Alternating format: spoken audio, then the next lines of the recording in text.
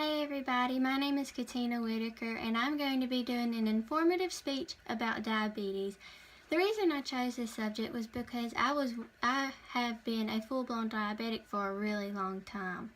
Growing up, I always knew that there was something wrong with me. I noticed it by the way my parents acted, my friends acted. My older sister was more so not protective of me, but more so of a motherly role when my mother wasn't around. So I always knew that something was wrong, but I could never put my finger on it. Okay, let me start by telling you my history with diabetes. There is no diabetes on either side of my family, my mom's family nor my dad's. So where did it come from? We have no clue, and that's what was the main issue when I was diagnosed. I was diagnosed as pre-diabetic at the age of 2. That's when you're borderline diabetic, but you can still control it with diet and exercise.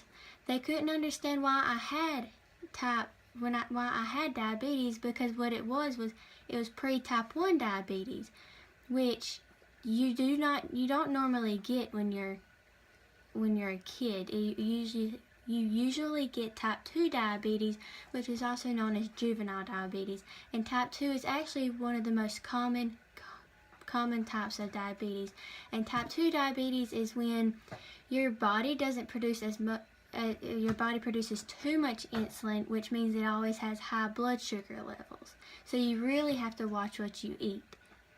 But with diet and exercise, I was 2 years old. There wasn't much diet and exercise that I could do. But my mom kept a really strict diet of peas and carrots. I never got to eat the ice cream out the bowl with my dad. I never got to get the piece of candy at the store when I was behaved. What I got was, if I didn't behave, I got a butt whooping. It was completely different for me than it was my sisters, because they got to eat the ice cream with my dad, but I didn't. But it wasn't too bad of a life. I still survived. You can see I'm here today. But at the age of 5, I was diagnosed as full-blown type 2 diabetic. The problem was they didn't know where it came from. It wasn't genetic, and it was odd that I had full-blown diabetes at such a young age. But like I said earlier, they referred that to as juvenile diabetes, which usually they said I would grow out of. Well, here I am, 18 years old, and I still have type 2 diabetes. I take a medicine called glucophage, but it's also called metformin. I guess it's just different brands call it different names, but what it does is it maintains my sugar levels. It keeps them calm, because they tend to be elevated a lot. Because what happens is, in type 2 diabetes, your body produces too much insulin, which means that insulin is like the key in the bloodstream to your brain, is the way that the doctor described it to my mom. He said that my body produces too much insulin, and it keeps on and keeps on and keeps on, and it doesn't inform my brain that that's enough, and my pancreas that that's enough, we don't need to produce anymore. So I keep producing it, which means my sugar is always at a higher elevation. Usually what's good for me is around 80 to 125. If it gets below 80, it is getting lower, and that's when I have these things I call sugar tablets that I keep with me, and I'll eat one of those and it brings it back up just like that. They're really good too. When I was little, I used to always check my sugar, and I'd be like, "Mom, my sugar's low," even though it really wasn't, just so that I could eat them. At the time, I didn't really know how dangerous it was, because diabetes is nothing to play with. Diabetes is a sickness. And I have seen people lose their lives for it, because I work at a hospital. I've seen them get their legs amputated. I've seen them get their arms amputated. I've seen them lose their eyesight, their hearing. It's nothing to play around with. And since I was diagnosed at such a young age, people look at me and they're like, "Oh, well, you didn't get to enjoy your childhood. You didn't get to enjoy all the candy and all the gum you could eat at one time." No, I didn't get to enjoy that, if that's what you call enjoy, because that's what you were raised on, enjoy. I was raised on strawberries are really good, and then one orange a day, because I loved oranges, but they had natural sugars in them, which are just as bad as real sugars, because they all turn into starches and carbohydrates, which makes my sugar level go up. But I love fruit. And I'm not ashamed to admit it. When I was younger, I always had to pack my snack and my lunch. I never knew why I couldn't eat at school or eat at a friend's house or eat even at my grandparents' house. I always had a certain meal that I had to follow at a certain time with certain portional sizes. I just thought my mom really loved me and wanted me to be healthy. I didn't know that I had a sickness inside of me. Of course, my teachers knew because they always treated me different, and when I go to my friends' houses, they would always treat me different, and that's what really stunk about being raised with diabetes is you don't understand it because you're so young, but everybody else around you does, and when they try to explain it to you, you get even more confused. I'm still confused about some parts of diabetes, and I've had it for 16 years. I mean, it's something that you never quit learning about.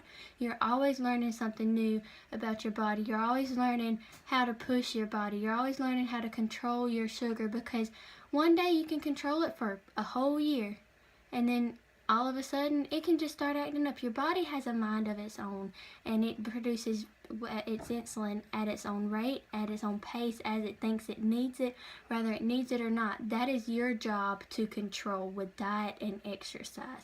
If you eat right, you maintain a healthy weight, a manageable weight, you will control your sugars, and they told me one day I can beat diabetes, and I will, because I accomplished my goals. You see all these banners behind me? I've competed in pageants for a while. Diabetes has never stopped me from living a normal childhood and a soon-to-be adulthood. I will stomp diabetes. I will cure it. I may not find a cure for the disease itself, but I will find a cure within my body, because my body is a temple. I will not harm it with sugars because they harm me. I can do it with diet and exercise, and I don't mean just, oh, I'll follow this diet for a week or two. No, it's every day, all day long. You exercise the same every day. Push yourself to the next level, because nobody's going to be there for me when I move out of my parents' house and my mom's going to be standing over me. Excuse me, Katina, you need to take your medicine. They're not going to do that. And why? Because I've had it for so long, I should be able to take care of myself. But I do fall short and forget to take my medicine, or I'm laying in bed and I'm like, man, I really don't want to get up and go all the way in to the medicine cabinet and get my medicine. But then, I guess it's like the little devil and angel on your shoulder, the little angel's over here.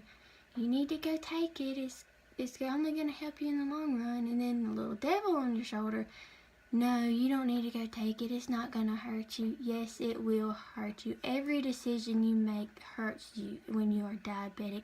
Anything can change you. I used to not eat on a regular basis, on a regular schedule, but now, and because I drifted, I was so tired of following the portional sizes and the correct timings and everything, because my mom, she went crazy when she found out that I had diabetes. She changed our rice to wheat rice, wheat noodles, wheat bread. She even changed our butter from that, I think it was like a Piggly Wiggly brand butter actually. She changed it to, I simply can't believe it's not butter. She went crazy. We had a whole chart of portional sizes and how many carbohydrates and what that would make my sugar go to if it was a certain rate. I had a printed out schedule. I had to check my sugar at a certain time every day, and if it wasn't within a certain range, I had to either go exercise or drink a lot of water to filter out those sugars. And I can always tell when my sugar is too high or too low. That's why if it's too low, a lot of people think, oh, I can just eat a candy bar. No, it's really unhealthy to bring your sugar from way down here. You eat a candy bar, it's going to shoot it way up there. That's really dangerous, and that's really unhealthy, and that will harm you. You will get sick. You may not think you're going to get sick. You'll think, oh, I'll eat this and I'll feel better. No, you're only going to feel worse. The correct way to do that is to get a sugar tablet, which is about a quarter size. You can get them at Walmart, you can get them at the pharmacy, you can get them anywhere really. They're just little dissolvable tablets that you put under your tongue, and they bring it up gradually.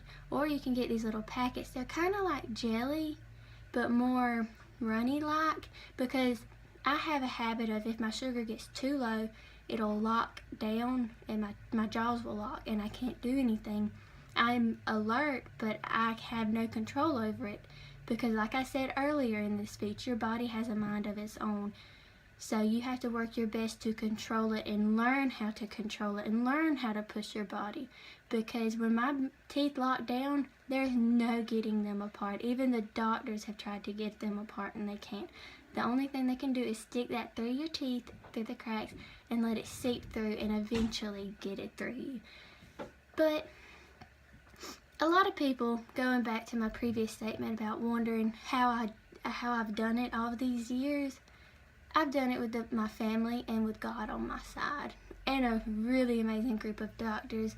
I've always went to a pediatric doctor, actually, because I was diagnosed at such a young age.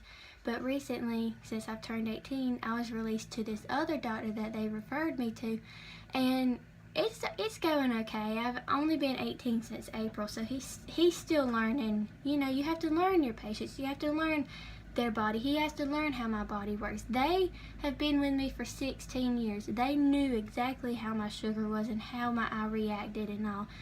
But it is my job and my responsibility, as it is to tell you about my diabetes and how to prevent it in other people. It is also my job to tell the doctor how it's been doing. Bring my meter and let him plug it up to the computer and check my blood sugar levels. It is my responsibility. Diabetes, I didn't ask for this disease. Nobody asks for a disease at all. And they're like, well, no, of course you didn't ask for it when you were 2, but I don't regret it. Diabetes has made me the person that I am today. I'm very strong and I'm very independent, because I have to be. Because like I said earlier in this speech, my mom's not going to be there for me in 2 years or so in the future, or when I have my own kid. Then she's not going to be there for me to take care of me. I will be there to take care of my own kid. And I pray that she or he, whatever it is, doesn't get diabetes, but I will be there for them every step of the way. Because I know how hard it is to struggle with diabetes. And no, I never let it show that I struggled, and I often got depressed, because that was also a side effect from my medicine. But that just also goes to show that you don't know what anybody's battling. I've battled diabetes for 16 years, and some people look at me and be like, "You're so tiny. How do you have diabetes? It's mostly in obese people." Not all the time. I'm, I guess, an unknown case. The doctors don't know why I have diabetes, because it's not hereditary or genetic. They just think that it was just a freak accident, but God wanted me to have it. I don't know why, but it'll reveal itself in the future. But that's all I have to say about diabetes and inform you all about, and to give you my insight and information. I hope you enjoyed it. Thank you.